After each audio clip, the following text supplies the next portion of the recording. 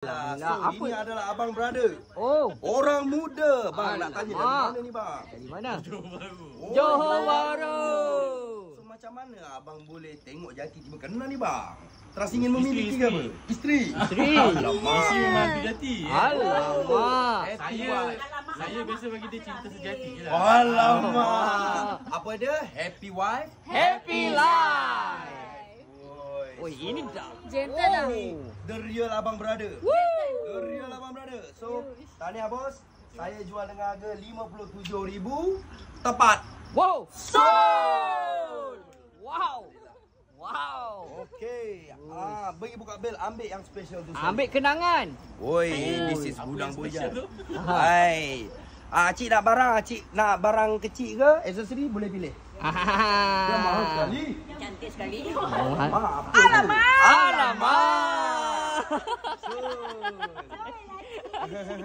Alamak. Sekali lagi Acik, alamak. Saya lagi cik. Alamak. Alamak.